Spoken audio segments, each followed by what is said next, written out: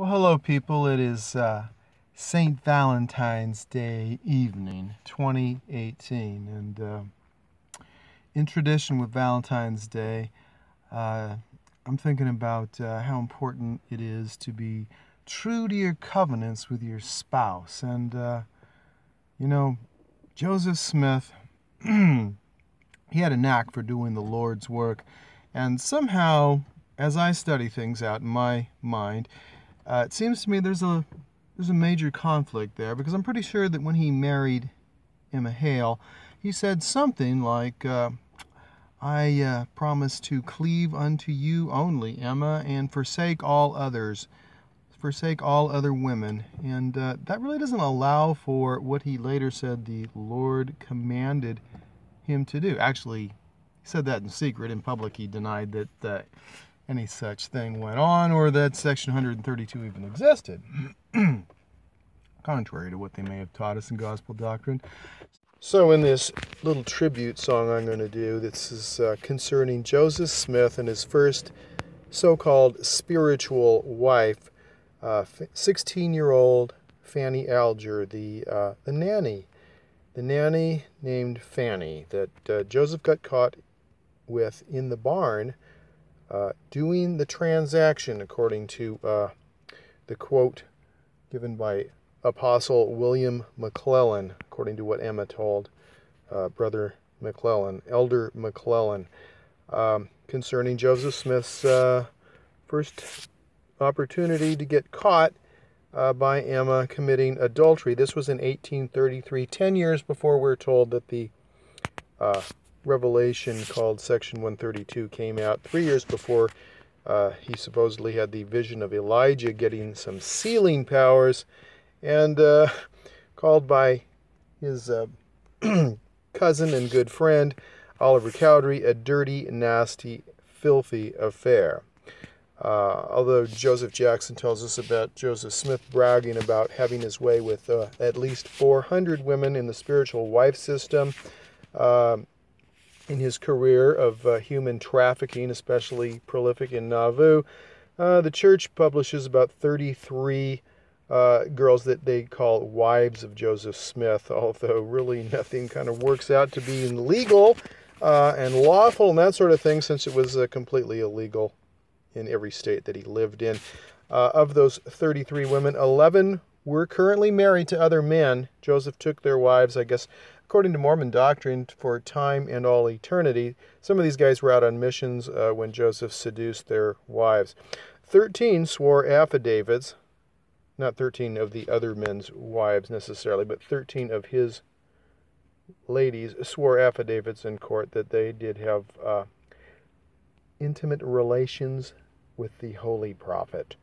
So, yeah, so that's how Joseph Smith kept his covenants with his wife, or I guess Heavenly Father didn't really care too much about the covenants he made, even though Section 132 does say that such covenants, even though they're made by Gentiles and so forth, are in effect until this life is over. So there's really no justification for breaking his covenants with Emma, which did include, terms of a legally binding contract, which Emma agreed to, the terms upon which she did agree to be his wife.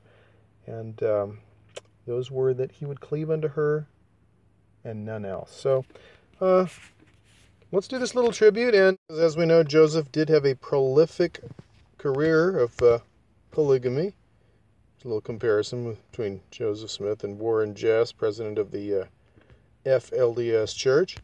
And they're, what the church admits to. They don't talk about the spiritual wife system. But it all started in the barn here. Cozy little barn.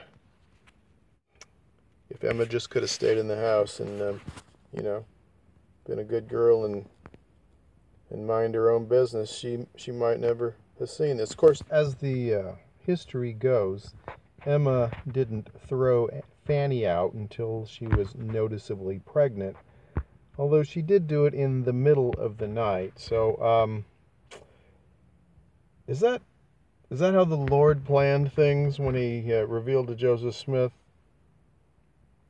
how necessary it was to have these additional girls in his life.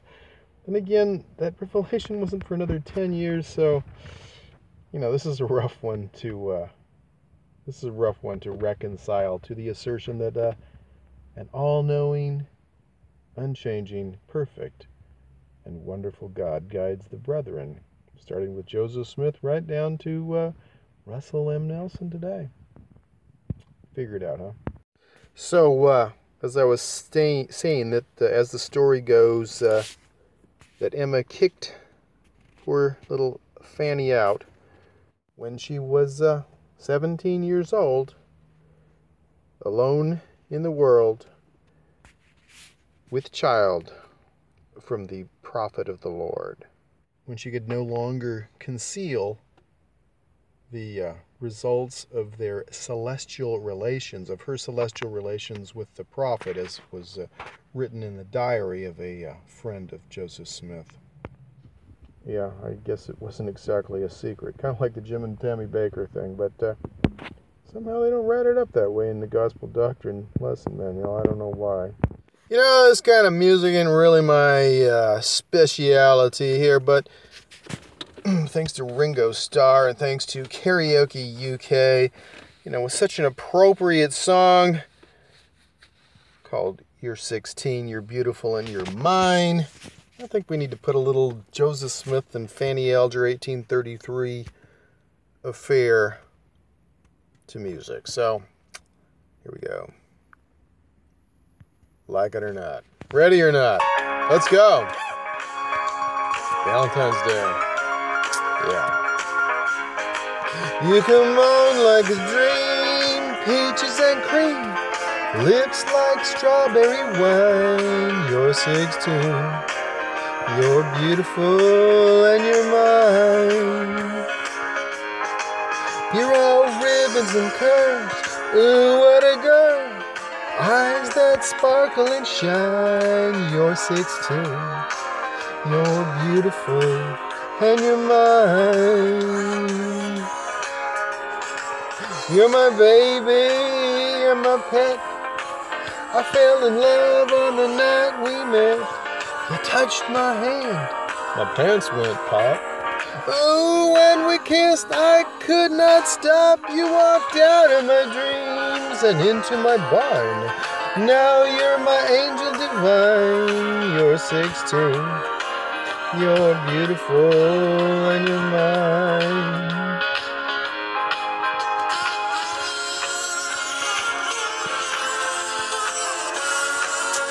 Oh, Emma, stay in that house. I'm doing the Lord's work. I'm getting some inspiration right now, I am.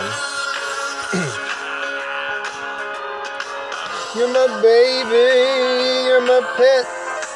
We fell in love on the night we met. You touched my hand, my heart went pop. Ooh, when we kissed, I could not stop. You walked out of my dreams and into my barn. For thus spoke the angel divine. You're 16. You're beautiful and you're mine. You're 16. You're beautiful and you're mine. You're 16. Knocked up and you're on your own, baby. You're on your own. I'm sorry about Emma. She's got her free agency. It wasn't my fault. She didn't get a confirming testimony from the Lord for some reason. Probably hasn't been living righteously, but have fun in Indiana and write me. Tell me how our kid's doing, and y'all come back now, you hear? Because when Emma's gone, there's perfect safety, and we'll have a good time again. We will, girl.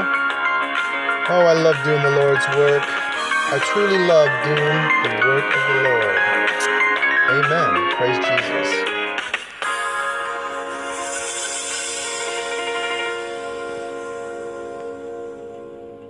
Well, with that, I'd just like to wish everybody a really happy Valentine's Day. And for goodness sakes, in this thing at least, please don't follow the prophet.